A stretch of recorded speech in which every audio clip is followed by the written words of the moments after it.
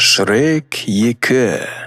Ертеде король мен дама десеңе. Король мен оның әйелі патшайым бопты. Олардың қыздары туылыпты. Алайда күн батқанда ол құбыжыққа айналады екен. Бұл қарғыс немесе көз тиген. Сонда ата-анасы періге жүгініп, пері жас ханшайымды мұнараға қамауды айтты. Мұнарада оны келбетті ханзада сүю керек болды қарғысты жою үшін. Ханзаданы қиын әрі қауіпті сапар күтіп тұрды. Келбетті рыцарь ханзада мұнараға жетіп, жоғарыға шығып, пердені ашса, о жерде қасқыр жатыр. Ханзада, сен Фиона ханшайымсың ба деп таңғалады. Қасқыр оның балайында екенін айтады. Ханзада кіммен деп түсінбейді. Ол әрине Шрекпен. Екеуі сақал мұрттарын қырып, курьер қызды шоштады. Кейін теңіз жағасында пикник жасайды. Кешке Шрек гномдарға сақина жасатқызып, оны Фионаның саусағына тағады. Екеуі адамдардан романтика болып қашады. Сосын Шрек сталып, Фиона олардың көкелерін танытады. Түнде болотада екеуі осырып, болото джакузин жасайды ғой. Банкадағы жанатын құртақандар тұншығып өліп атыр осырықтың сасығынан. Сосын екеуі таң атқанша сүйісіп, Шректің үйіне келеді. Есікті ашса, үйде есек жатыр. Шрек пен Фиона оңаша қалғысы келеді. Есек кеткісі келмейді. Айдаһар екеуі ұрысып қалған секілді. Сол себепті осылардың үйінде тұруды шешті. Шрек оған құлағын жұлып алам деп айтып, есек кетеді. Бірақ қайтып келеді, өйткені сарай адамдар келіпті. Сарай қызметкері Фионаның ата-анасы, қызы мен оның келбетті ханзадасын патшалықта өтетін үйлену тойына шақырып жатқанын хабарлайды. Есек мен де бірге алыңдаршы дейді. Бірақ Шрек біз ешқайда бармаймыз дейді. Фиона есекпен не деп таңғалады. Шрек біз огрымыз ғой дегенде адамдардың арасында болғысы келмейді. Сол себепті біз бармаймыз деп айтады. Бірақ Фиона қоймай қойып, олар ақыр соңында жолға аттанады. Үйді қарап Пішнай, Пиноккио, шошқалар мен тышқандар және қасқыр қалады. Шрек, Фиона және есек ұзақ жол жүреді. Жолда есек жеттік па деп жұптың мазасын алады. Бір кезде Шрек папугай сияқты есекті қайталай бастайды. Есек болт сөйлемеймен деп қалады. Шрек әйтеуір аузын жаптау дейді. Бірақ есек енді былай істейді. Ақыры олар патшалыққа жетті.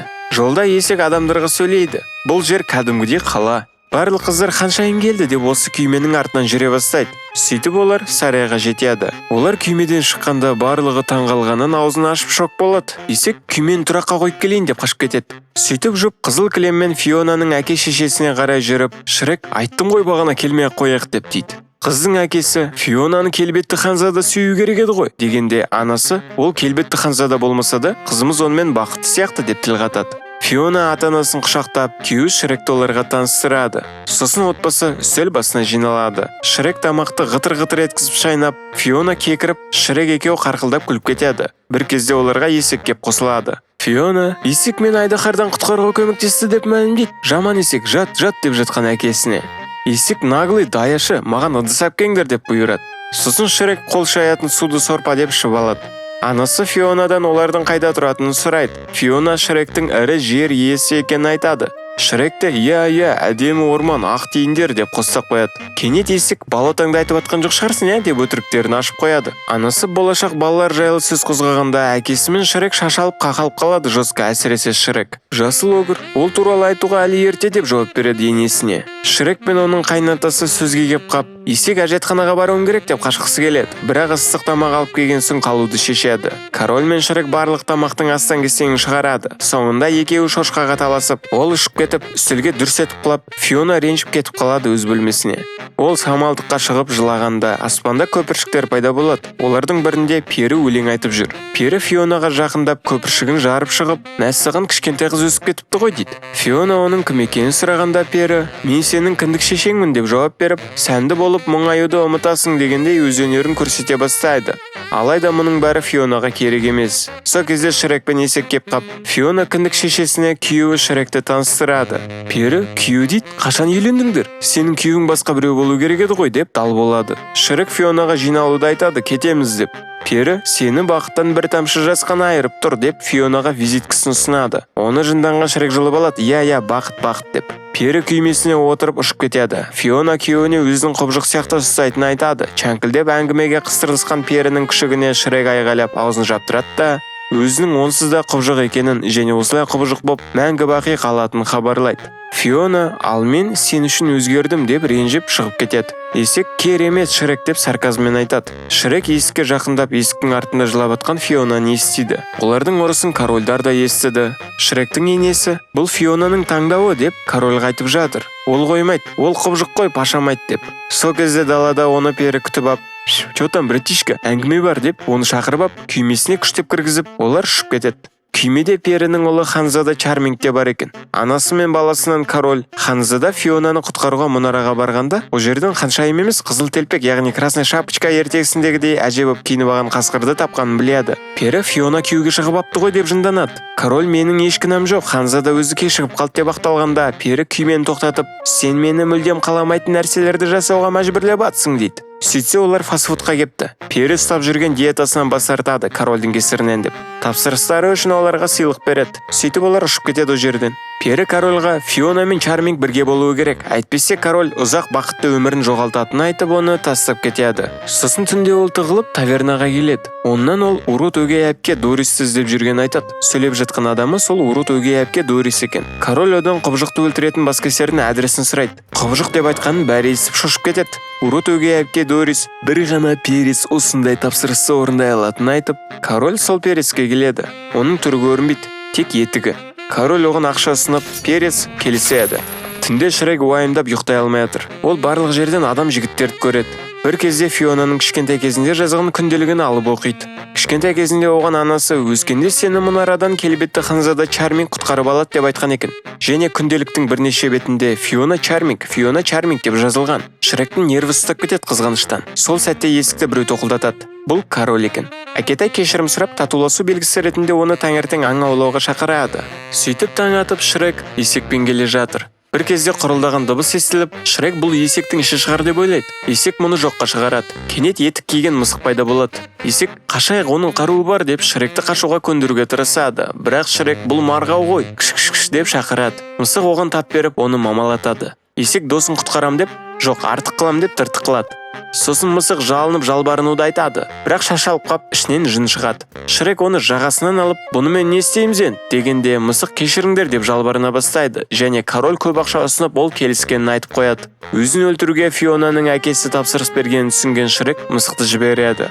Есек сені бұрыннан бері көбісі өлтіргісі келді ғой, уайымдама деп оның рухын көтеруге тырысады. Шрек мүмкін Фионаға оны бір адам Ханзада құтқарғаны дұрыс болар ма еді дегендей күмәндана бастайды. Ол Фионаның бақытты болғанын қатты қалайтынын айтып, мүмкіндік боп тұрып, неужели мен өзгермес едім дейді. Кенет оның есіне перінің визиткасы түседі. Содан ол есектен жылауды сұрайды. Ол жыламаған соң мысық бір теуіп көмектеседі. Визиткаға есектің жасы тиіп, одан көпіршік шығып, пері сөйлей бастайды. Ол кеңсесіне шақырады да қоштасады. Шрек есекке саяхатқа аттанған келмей ме деген ұсыныс жасайды. Есек қуана келіседі. Мысық оларды тоқтатады. Шрек жүр бізбен бірге дейді. Мысық ар-намыс заңы бойынша сен менің өмірімді сақтап қалғаның үшін, мен сенің өміріңді сақтап қалуға мүмкіндігім болғанша сенімен еріп жүруге міндеттімін дейді. Есек қарсы болады. Бірақ Шрек мысықтың сүйкімді түріне тәнті болып, есекке де сондай түрімен қарап, олар бірге жолға аттанады. Сол уақытта Фионаны әлгі күшік оятады. Қыз Шрек оның күнделігін оқығанын түсінеді. Фиона далаға шығып анасынан Шректі көрмедің бе деп сұрайды. Анасы көрмедім, әкеңнен сұрап көрші дейді. Содан Фиона әкесінен сұрайды. Ол секең-секең етіп көрмегенін айтады. Бір кезде король қызына қарашы ол саған не істеді дейді. Типа мәңгілікке құбыжыққа айналдырды дегендей. Фиона Шрек мені осындай күйінде де жақсы көреді деп мәлімдейді. Король тек қызының қамын ойлайтынын түсіндіріп кетіп қалады. Сол мезетте басқа жақта мысық Шрекке бірдеңе сыбырлап келатыр, есекке айтпайды өздерінше. Сөйтіп келатқанда олар перінің кеңсесіне жетеді. Ол жер кәдімгідей фабрика ғой. Үшеуі есікті ашады. Шрек кіреберісте отқан қызметкердің құлағынан теуіп, яғни оған өтірік соғып, олар ішке кіреді. Іште қызу жұмыс жүріп жатыр. Үшеуі жарқ ете қаған жаққа жүреді. Ол жерде пері жұмыс істеп жатыр екен, ғашық қылдыратын сусын жасап жатқан секілді. Кенет оның алдынан Шректер шығып апашқын шошытады. Шрек оған Фиона онша бақытты сияқты емес екенін айтқанда, пері неден екенін анықтап көрейік деп әртүрлі кітаптарды ақтарып, бұл жерде огыр құбыжық жоқ, мына жерде де жоқ деп қайталайды. Бір кезде ол огыр құбыжықтарға ұзақ бақытты өмір жазылмаған деп Шрек екеуі төбелесейін деп қалады. Бірақ оларды қызметкер бөліп, Шрек күтпеген жерден кетуді шешкенін хабарлап, олар кетеді деп ойлап қалмаңдар. Бір қызметкерді ұстап алып, оның киімін басына киіп алады Шрек. Ол бәрімен сәлемдесіп, бір бөлмеге кіреді. Есек пен мысық жаңағы қобдишадан шығады. Бөлме толған сусындар. Шрек есекке жүгір бар, қарап тұр, біреу келетсе айтасың дейді. Мысық болса Шректің бұйрығымен жоғарға шығып, әдемі қылатын сусын іздей бастайды. Бір кезде мысық ұзақ бақытты өмір деген сусынды табады. Сонда есек есікті қатты ашып қойғандықтан оларды байқап қояды. Мысыққа сусынды тездетіп алу керек. Бірақ сусын тесіктен сыймай қалып, әйнек шытынап сынып, құлаған сусынды әйтеуір есек ұстап қалады. Дабыл қағылып, Шректер сусындар бөлмесінен шығып үлгереді. Оларға эльфтар арбалетпен атқылайды. Шректер қашып, оларға кастрөлдегі бір сиқырлы сусынды төгеді. Эльфтар кептерлерге, ал кептерлер адамдарға айналады. Шректер қашып кетті. Мұны анықтаған пері жынданып жүр. Оған баласы келеді. Мамасы баласына огыр қобжық келгенін айтады. Баласы: "Мен қазір оны өлтірем, қайда ол?" деп өзінше болып тұрғанда оған кептер тышып кетеді. Бір кептер періге ұзақ бақытты өмір сусыны жоғалғанын хабарлап, пері ұлына бұны пайдаға асыра алатындарын айтады. Сол уақытта Шрек сусынды біреу ішсе, екінші ғашығына да әсер ететінін оқиды. Оны иіскеп көрсе, түшкіріп, маңқасы саңырауқұлаққа қашады. Мысық өзіне сынап көруді ұсынады. "Өлсем сен үшін өлем" дегендей. Есек қызғанып, "Жоқ, мен оның досымын" деп ішіп көреді сусынды. Түк әсері жоқ сияқты. Содан Шрек ішіп, оның іші құрылдайды да, ол пырт етіп ысырады. Содан жаңбыр құйып кетіп, олар кеткенде бағанағы маңқа тиген саңырауқұлақ раушан гүліне айналады. Шректер бір қора тауып соған кіреді. Бір кезде есек ұйықтап өшіп қалады. Шаршаған ғой байқұс күні бойы жол жүріп. Бірақ сосын Шрек те өшіп қалады. Сол мезетте сарайда Фиона әкесіне ойлана келе қатесін түзетуді шешкенін хабарлайды. "Мен Шректі тауып, күйеуім екеуміз болотамызға ораламыз" дейді. Алайда далада жаңбыр құйып тұр. Кенет Фиона да талып қалады. Қорада сәуле шығады. Фионаны жатқызып қойған бөлмеден де жарық ете қалады. Таңертең Шректі бір қыздар оятады. Ол красавчикқа айналып кетті. Есек болса атқа.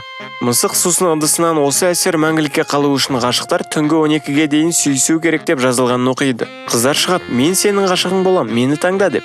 Шрек оларға ғашығы бар екенін түсіндіріп, "Фиона, мен саған бара жатырмын" деп айғайлағанда сымы түсіп кетеді. Содан олар Шрекке нормальный киім табуды шешіп, бір байдың киімін тартып алады. Патшалықта оған енді адамдар басқаша қарайды. Олар сарайға жетіп, Фионаны шақыруды сұрайды. Фиона ұйқыдан оянып, өзінің адамға айналғанын көріп шыңғырады. Шрек "Фиона" деп айғайлап сарайға шығады. Оның даусын естіп, Фиона далаға шығады. Ол есектің атқа айналғанын көріп аң-таң болады. Фиона Шрек мысық болып кетті деп ойлап қалады басында. Бірақ есек оған бәрін түсіндіріп, Фиона сарайға күйеуін іздеп кетеді. Шрек бір бөлмеге кірсе, ол жерде әлгі пері. Ол сымыра есікті жауып алады, Шректі шығармай. Ал Фионаның алдынан ханзада Чарминг шығып: "Мен ғой Шрек" дейді. Фиона оның даусы басқа болып тұрған айтқанда, Чарминг даусын да өзгерді ғой деп ақталып кетеді. Сосын король ханзада Чарминг деп қап, "Чарминг, біз ұқсаймыз ба? Ха-ха-ха" деп күліп, оларға өзін Шрек деп таныстырады. Пері Шректің бәрібір огыр құбжық екенін айтып, "Фионаға бақыт тілесең, одан бас тарт" деп санасын улайды. Содан Шрек сарайдан шығып кетеді.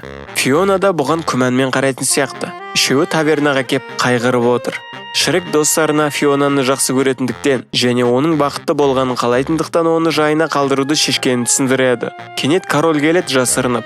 Ол пері және оның ұлымен кездесуге келіпті. Король оларды осы ойынды тоқтатуға көндіру үшін шақырыпты. Алайда перілер келіспейді. Пері корольға ғашық ету сусынын Фионаға ішкізуді ұсынып, мұны ішкенде ол бірінші сүйген жігітке ғашық болатынын түсіндіреді. Яғни бұл Чарминг болайын деп тұр. Даладан оларды Шрек тыңдауда.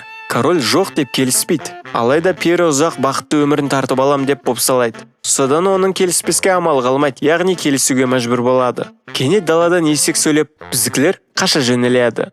Кешке барлығы үйлену тойына жиналады. Теледидардан жарнама болып қап, кенет рыцарьлар бағдарламасын көрсетеді. Ойбай, Шректер салып қапты ғой. Бұлардың Шректер екенін үйдегілер оның даусы арқылы және Шрекпін деп айғайлап жатқанынан біледі және аң-таң болады. Сол уақытта король әлгі ғашық қылатын шайын дайындап, қызына кеп шай ұсынады.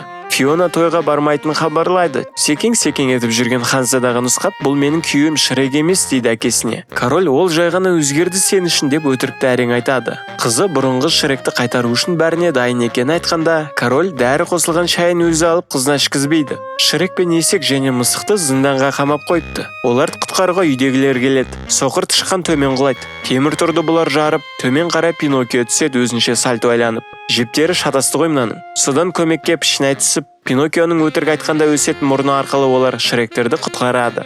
Сосын Пішінаймен бірге Шрек наубайханаға Пішінайдың досына келеді көмек сұрап. Содан патшалықта үстінде кішкентай Пішінайы мен Шрегі бар дәу Монго Пішінай келе жатыр. Олар сарай жаққа бет алады. Фиона сарай жақта күйеуіне жынтысың ба ерініңді бояп деп ренжіп кеткелі жатқанда, анасы жағдайды құтқарып өлең айтып халық сұраған соң Фиона билеуге мәжбүр болады. Бірақ Шрек негізі билеу білмейді екен. Содан Фиона аң-таң болады. Сол уақытта Шректер сарайға жетті. Дәу Пішінай Монго жараланып, түймесі түсіп қалады. Ашулы Монго қарсы шабуыл жасайды. Бірақ сарай күзеті қоймай ыстық сүт па бірдеңе төгеді үстіне. Содан Монго еріп қолдары сынып кетеді. Артынан Пішінай секіреді. Шрек ішке кіріп үлгеріп достарына есікті ашады. Олар Пішінайды өздерімен бірге алып алады. Шрек пен есек күзеттің үстімен әдемі секіреді. Өтірік Шрек пен Фиона билеуде. Жарты жолда мысық қалып қалады бөгей тұрам деп. Сосын сүйкімді түрімен алдап, мысық күзетпен айқасады. Чарминг Фионаны енді сүйт дегенде Шрек кеп қалады. Фиона даусынан және сөздерінен бірден оны таниды. Шошқа перінің аяғына жармасады. Пері Пиноккионы адамға айналдырады да таяқшасынан айырылып қалады. Пиноккио қайтадан өз қалпына келді. Ақырында сиқырлы таяқшаны мысық қағып алады. Пері Фиона ғашық ету сусынын ішкенін хабарлап, ұлына оны сүюді айғайлайды. Содан ол сүйіп алады. Фиона ғашық болып қалды ма оған? Жоқ, әрине ол ішпеді ғой ешқандай ғашық ету сусынын. Бәрі бітті деп ойлаған Шрек қуанады. Пері корольға тиіседі. Король ұмытып кесемді шателестіріп алған шығарым деп ақталады. Перінің қолына таяқшасы түсіп, ол Шректерге атады. Шрек Фионаны итер жіберіп, соққыны өз қабылдағалы тұрғанда, король Шректің алдына тұрып, сиқырлы соққы періге қайта ұшып, ол жоқ болады. Король да жоқ. Бар екен, бірақ бақа болып кетті. Ол қызы мен күйеу баласынан кешірім сұрап батасын береді. Сағат түнгі 12 болды, бірақ Фиона адам болмауды шешіп, сүймей қояды. Содан есек күйіне оралды. Шрек оған мен үшін сен керемет атсың деп қояды. Содан ерлі зайыптылар сүйседі. Сахнаға есек пен мысық шығып әндетеді. Шректер қара жорған тез нұсқасын билейді. Монго су астында әндетуде. Чармингті сүюге Урут өгей әпке Дорис жабысады. Әнді мысық керемет айтып, бұл чиз мультикті аяқтайды. Көргендеріңе рахмет.